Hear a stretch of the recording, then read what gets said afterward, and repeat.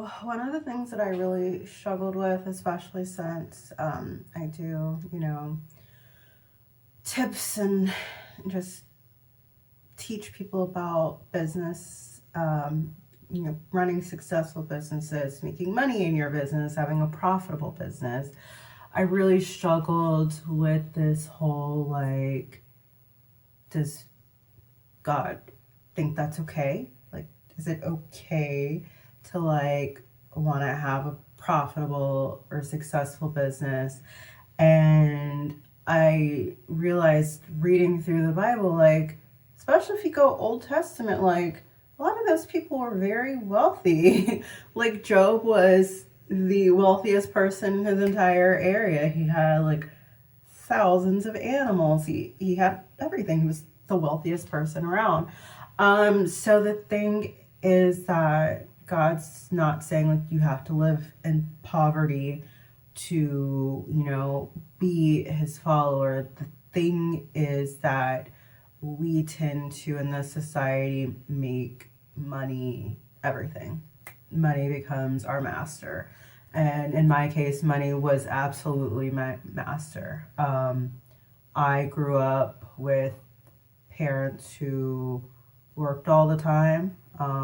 Well, my dad, they were both military, but like my mom, went to school. And well, I was, 8, 9. She went to get her master's degree and she worked all the time, and I never really saw her.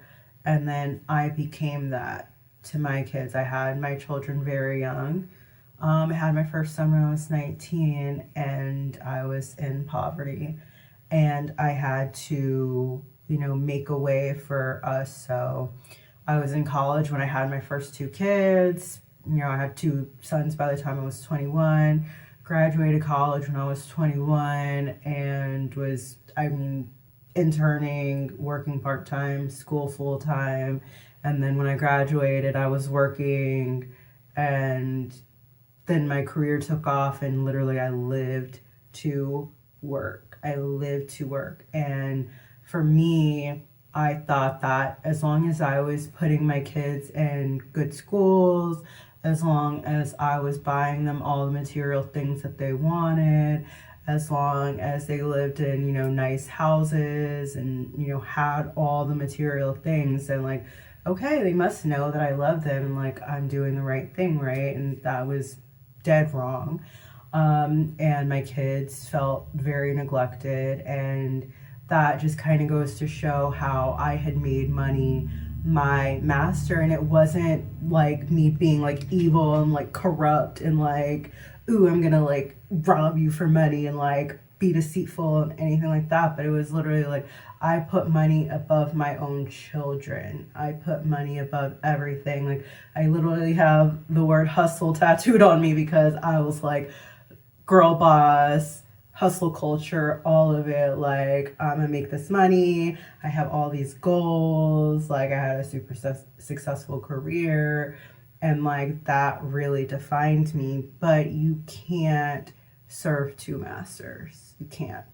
And I was putting money above everything else. So for me, I really again had to like sit and reflect, like, is what I'm doing even okay? Like, is me giving people guidance about business and like, how to be more successful in your business, like, is that turning people away from God? And it's absolutely not doing that.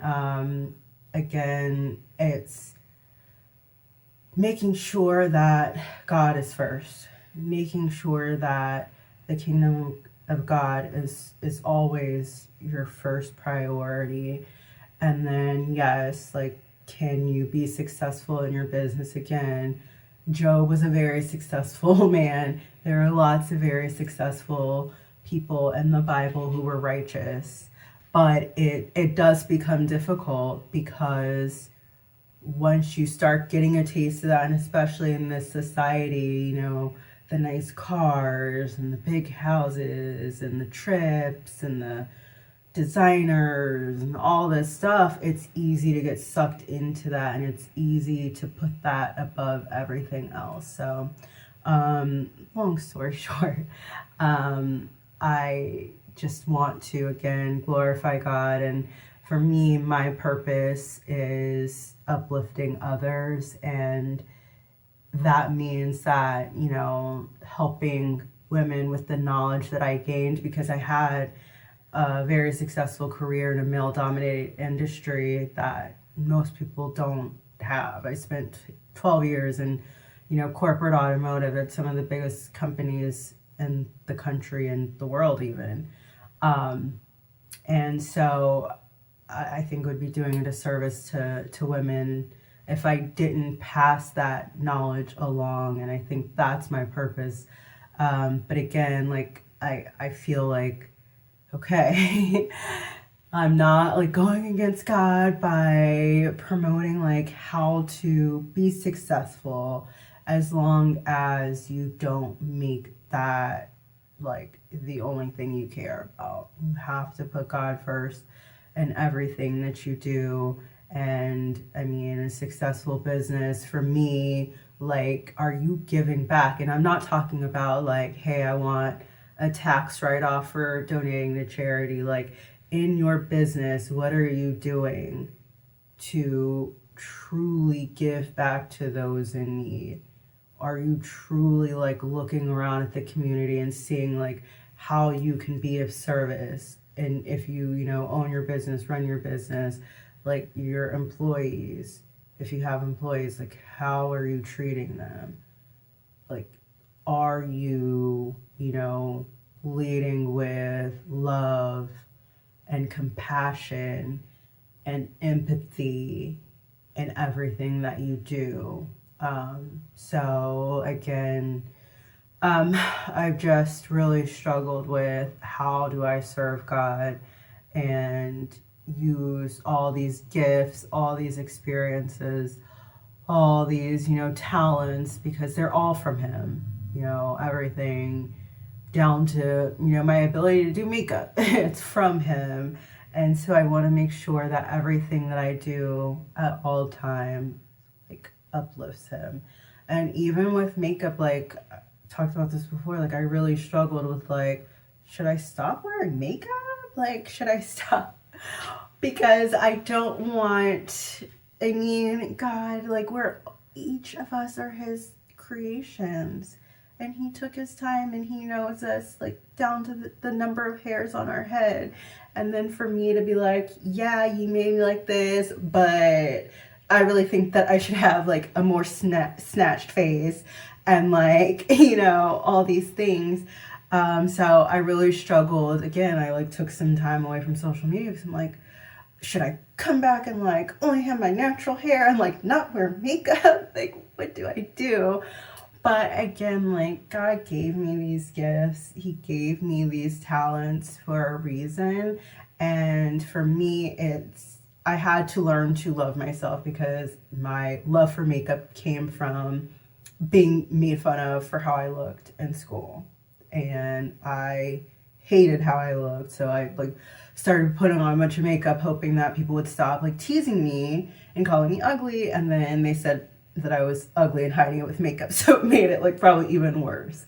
And even to this day, like people that I know in real life are like, oh, you're only cute because you have makeup on. It's like, I mean, okay, cool, I guess.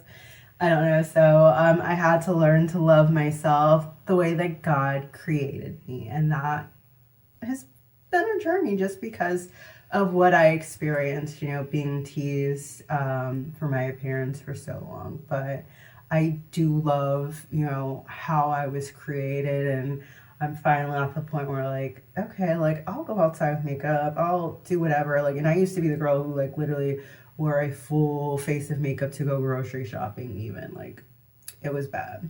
But I don't think that there's anything wrong in like, playing in makeup and having fun with it. Again, just not making it like my identity and being able to like love myself, love the version of me like that doesn't have makeup on, that's wearing my real hair, that, who God created, and not feeling like I need to change that. But I do like still love a good beat. and I love to do my hair. And, you know, I still struggle with like how much is too much. But again, that's the great thing about having a like personal relationship with God, because the Holy Spirit will convict me. Like, especially I talked about this before, like with how I dress, that has really been a struggle for me because I am very body positive, and the whole modesty thing is like but I've been being convicted more and more where I'm like, this would have been like a no-brainer. I would have worn this before, and now I'm like, hold on, this is pretty revealing. Like maybe I should tone it down a little bit. But that's the great thing about walking with God. Like the Holy Spirit will convict you, and you will start to change, not because like somebody's guilting you, but because the Holy Spirit, you're literally like, oh my gosh, I never saw it this way. Now I see it